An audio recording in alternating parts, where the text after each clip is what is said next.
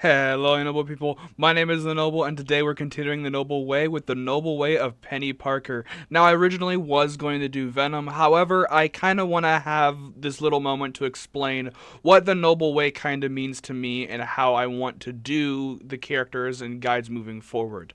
The whole idea is that when I decide which character I'm going to play, is I play that character until I can consistently get win streaks and consistently get MVP with that character most of the time so that I understand the character fully enough to make a video on them. And with Venom, I was performing well, but Venom seemed like too much of an easy character to do a video on, and character Venom's also a much popular character.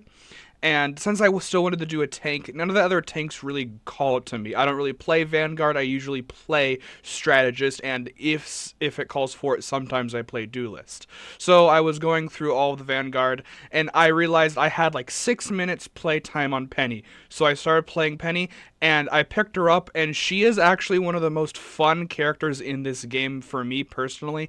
Her kit really clicked with me, and there's so much things you can do that's very unique with her kit that I want to show with you guys. So I might do Venom later, but right now I want to try and focus on doing characters that might be a little bit more obscure and difficult to do. The next character I most likely will do, this is kind of a promise, will be Loki, because Loki's kind of a harder character to actually learn and master, while as like a character like Punisher and Hela aren't really that hard to master per se. Penny Parker is a Spider-Man variant who was mainly popularized with the Into the Spider-Verse movie. She controls a spider mech that is literally named Spider. It is spelled differently. That was her father's before he died. And she's a very unique character, as unlike other spider people like Peter and Miles, Gwen, she doesn't have powers. Everything comes from the mech, which is psionically linked to her. The GPU or CPU is actually like a robot spider put into the mech suit that is linked with her, that gives her these abilities to master the suit. And it's very creative, and it makes her abilities very creative as well. I genuinely didn't know what to expect because I kind of had a base understanding of her kit, but playing her kit's so much bigger and so much in depth than I could ever imagine it. So without further ado, let's hop into how to actually play Penny Parker. Her main fire is her web cluster that does around 30 damage on a direct hit and has unlimited ammo. It's very unique because it actually has a spell field, so you're mainly going to be landing on the target because it's very easy to aim with and it's unlimited ammo. However, it does have a slight spell field, so if you don't land shots, you're going to do a little bit, like 15 splash damage. It isn't enough, but if enemies are grouped together, it will like tickle them slightly. It isn't a lot, but like I said, is just a good like basic attack to be able to finish the job on some enemies, but your main utility comes with your abilities. Next up is her Snare. Now her Snare is a very complicated ability via how it works. It can stun someone, as you see it stops that bot from moving and shooting, but it has so much other utility just than that. It leaves a area on the floor that you are allowed to stand in. Standing in will grant you over health for a certain amount of time and healing while standing in it. You get it caps at a maximum of 800 and your base health is 650. And then you can also attach a web strand to it, teleporting yourself over there. The more you walk away while the strand is connected, the slower you walk. Letting go of any movement inputs will immediately catapult you back to the original place of origin.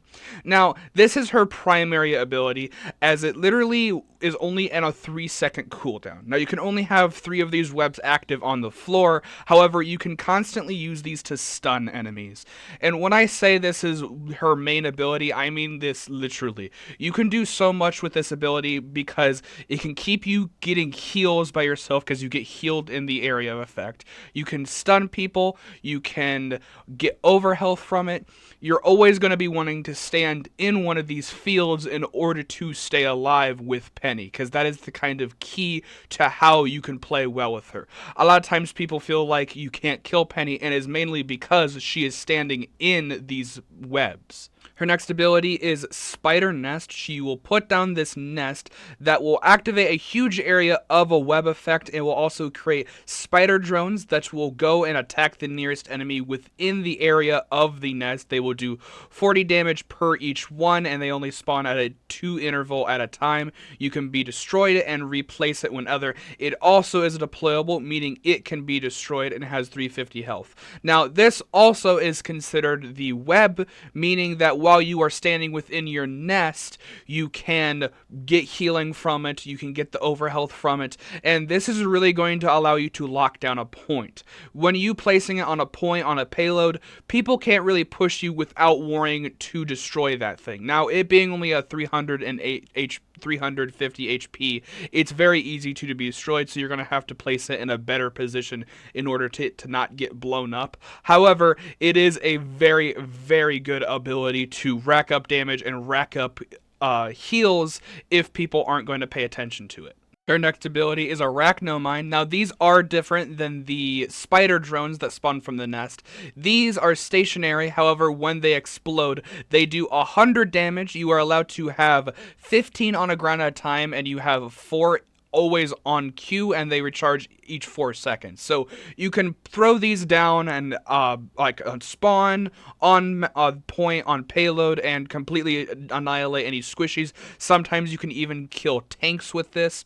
However, one key feature of these mines is they get hidden within the webs, meaning that if you throw these mines in your nest in your webs, you're actually going to be able to conceal them, meaning if someone wants to try and push you, or they think that they're safe by they breaking the nest, it's going to reveal a bunch of mines sitting there waiting for them to blow up and kill them. Her next ability is CyberBun. Now, I did already kind of talk about this with the spider web ability. However, there is just a normal key where you can choose to insta-latch into an ability instead of already having a pre-fire.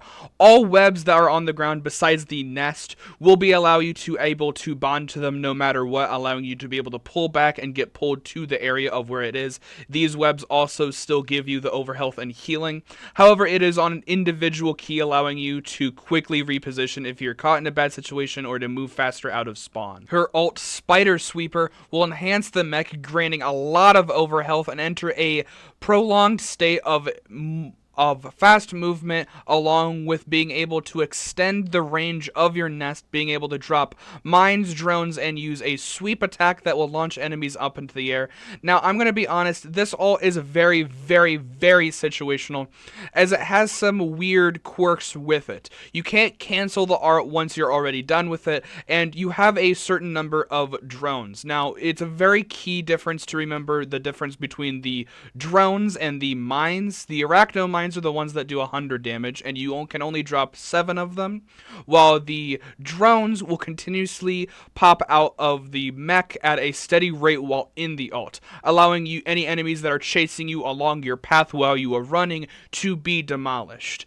The sweep does 60 damage and will launch people upwards. This is a good combo starter if you're talking to someone or playing with someone, as a Hela, Hawkeye, pretty much anyone that has a ranged ability can hit people very easily while they're launched into the air. However, you're kind of a sitting duck while in this ultimate, as you can't really shoot, you can't really use your abilities, and once the ultimate is over, you lose all of your bonus health, and the nest that you created while in your ultimate disappears as well.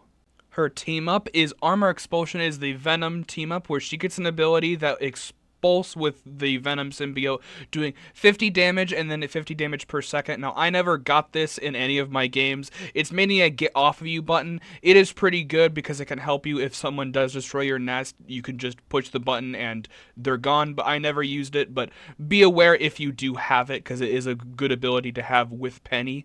She also has a passive called Wall Crawl. Now, this is the same one Spider-Man and Venom have.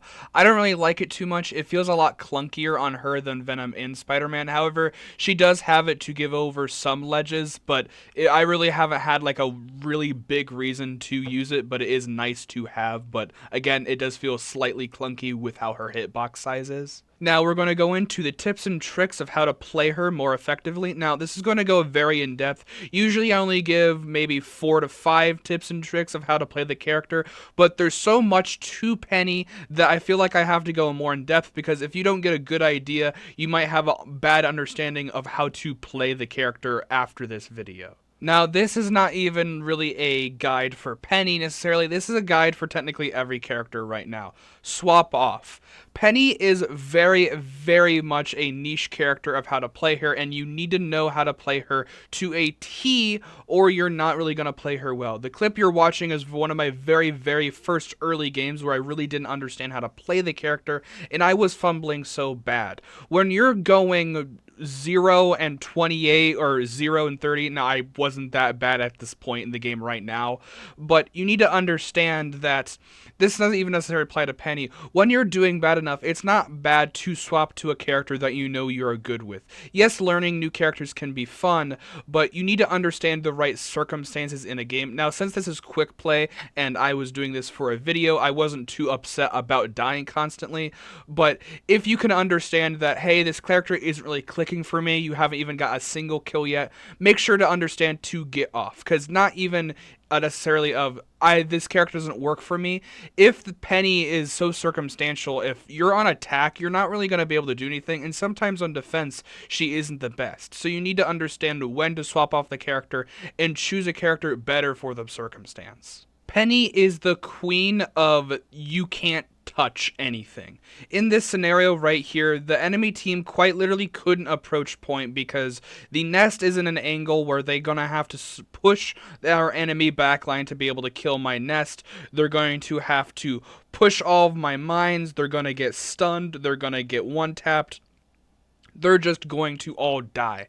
And Penny just kind of rules at point domination, to the point where it might be better to consider to not play her on some payload maps, not all. Like I said earlier, being able to understand when to swap is good. But right here, I don't really need to do anything. If I stay in on the point, I can just stand back and let my team do anything, because my team is like understands they can't do anything. If one person goes and touches this point right here, they're going to insta die, where we just kind of win. She is the absolute best character when it comes to holding a point, and it's not even close. The next tip is actually landing her net. Now, her net is very easy to land, to a point where just casually tossing it out to be able to get the extra bit of damage on an enemy is always going to be good. However, I've had a lot of situations where I toss the net out too frequently. And while yes, I'll be getting a couple stuns here and there, being able to actually keep it off cooldown to understand, hey, this person is getting ready to ult. In my later games, I've very easily to tell when a person is getting ready to ult. If her Groot is confidently pushing in, just insta-web him, and I have canceled his ult. I've canceled Doctor Strange ults coming down. Even Magneto's ult can be canceled before he fully starts it up. You can eat so many ults and so many projectiles. There's only a couple ults you can't eat in the game because they lose the stun factor. Bucky's loses the stun factor. Punisher's ult loses the stun factor. Star-Lord's, so you won't be able to web them. However, like Iron Man's ult, you can web him. You can web Scarlet Witch, Doctor Strange, Groot, like I said. And they're so strong that just being able to completely deny an ult is good. Now, they do get the ult charge back, I believe, but you're just going to be able to just win entire games simply by pressing one button and holding on to that charge. And yes, I do know it is only 3 seconds, but 3 seconds can matter a lot in a game like this. Ulting safely. After the very couple first few games where I would ult and insta-die, the ult is not a win button. Yes, you cannot be stunned. Yes, you can gain like a max of over 1,000 HP, and it is very good for laying up traps, encircling enemies, and allowing to kill them.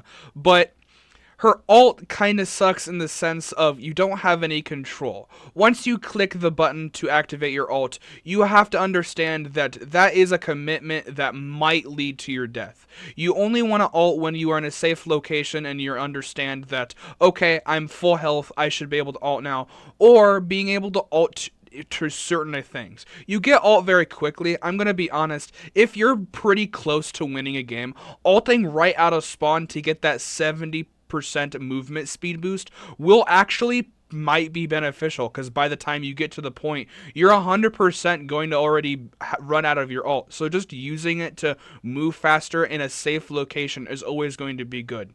The worst thing you can do is die and have all of your traps, all of your nests be completely worthless because you died. You want to be able to understand when the value is right and when it is correct to use it. Now, that's all the tips and tricks I have. There are a lot more stuff you can do. You can like set spawn traps out of the door. You can block. You can do like movement tech with her webs bond. You can bond and teleport and do weird stuff with it. There's so much to this character, but I think these tips are probably some of the biggest. I really like Peni.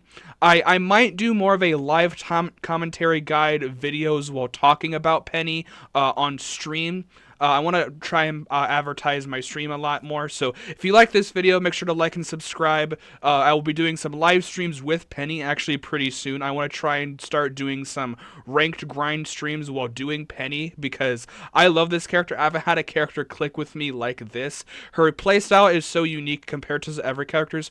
A lot of characters are dive or do one thing really good. Peni has so many different things that she does that she feels very unique to me. Thank you so much for watching. Stay noble. I'll see you in the next one. Bye.